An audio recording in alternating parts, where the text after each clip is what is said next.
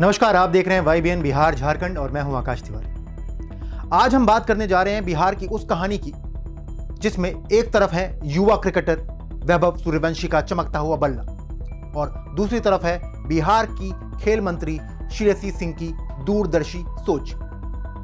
यह कहानी सिर्फ एक शानदार पारी की नहीं बल्कि उस बदलाव की है जो बिहार में खेल को लेकर हो रहा है। एक खिलाड़ी और एक नीति दोनों मिलकर कैसे भविष्य गढ़ते हैं, आज हम उसी पे बात करेंगे। सबसे पहले बात करते हैं Vaibhav Suryavanshi. Under 19 world cup का फाइनल मुकाबला, सामने इंग्लैंड जैसी मजबूत टीम। करोड़ों दर्शकों की नजरें टीवी स्क्रीन पर टिकी हुई थी। दबाव ऐसा था कि बड़े बड़े खिलाड़ी भी लड़खड़ा जाए, लेकिन मैदान पर जो दिखा उसने सभी को चौंका दिया। वैभव सूर्यवंशी ने सिर्फ 80 गेंदों में 175 रन की तूफानी पारी खेली, चौकों छक्कों की बारिश कर दी। हर शॉट में आत्मविश्वास था और हर रन में भविष्य की चमक। यह पारी सिर्फ स्कोर नहीं थी, यह संदेश था कि बिहार का बेटा अब अंतर्राष्ट्रीय मंच पर अपनी ताकत दिखा सकता है। यह पारी बताती है कि टैलेंट कहीं से भी निकल सकता है, बस उसे मौका और मंच चाहिए। वैभव सूर्यवंशी ने यह साबित कर दिया कि उम्र सिर्फ एक नंबर, असली चीज है हौसला और मेहनत। अब बात करते हैं बिहार की खेल मंत्री श्रेयसी सिंह की।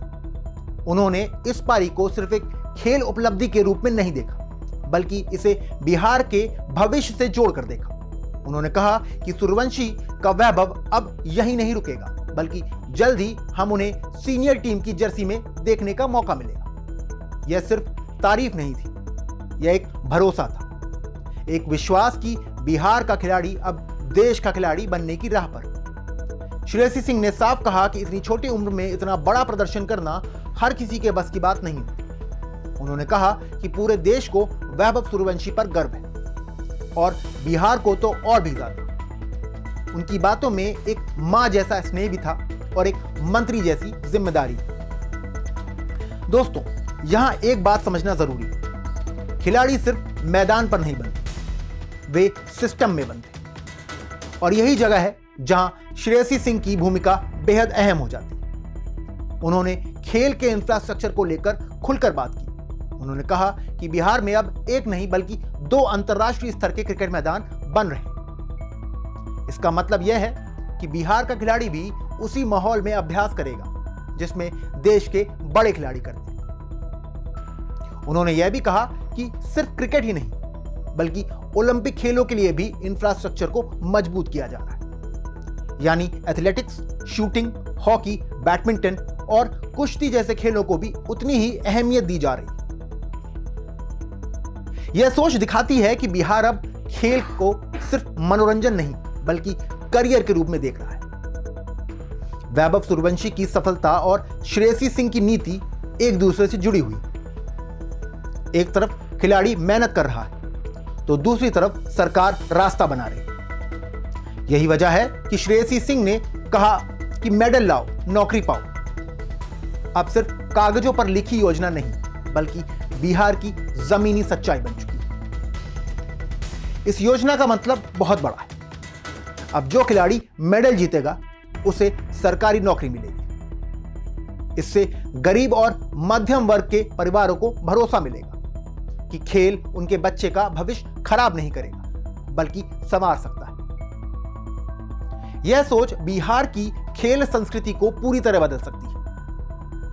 श्रेयसी सिंह ने भविष्य की ओर देखते हुए कहा कि अगर 2036 में भारत ओलंपिक की मेजबानी करता है तो जमुई और बिहार से भी कई खिलाड़ी उस ओलंपिक में हिस्सा लेंगे। यह बात सुनने में सपना लग सकती है, लेकिन हर बड़ी उपलब्धि की शुरुआत एक सपने से ही होती है और जब सपने को नीति और मेहनत का सहारा मिल जाए तो वह हकीकत बन जाता है।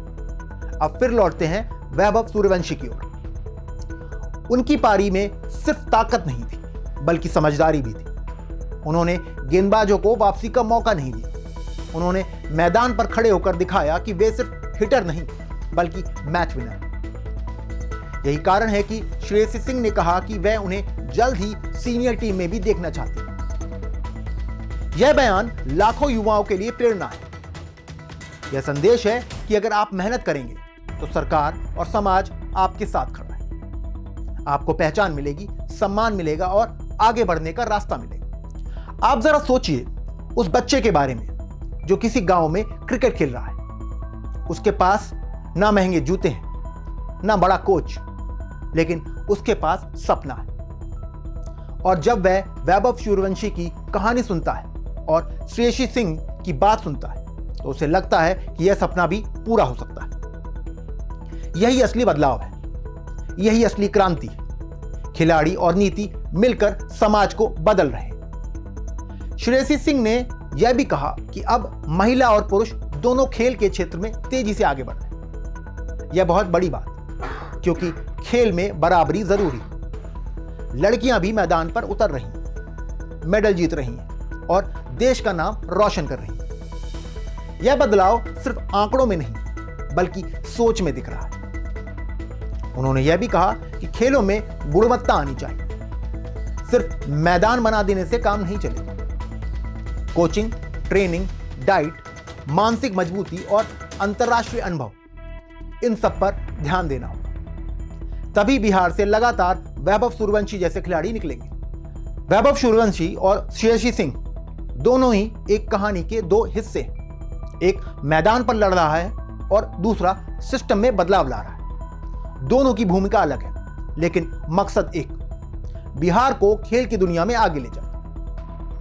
आज बिहार की पहचान सिर्फ राजनीति से नहीं बल्कि खेल से भी बनने लगी, और यह पहचान वैभव सूर्यवंशी जैसे खिलाड़ी और श्रेयसी सिंह जैसे नेताओं की वजह से बन रही।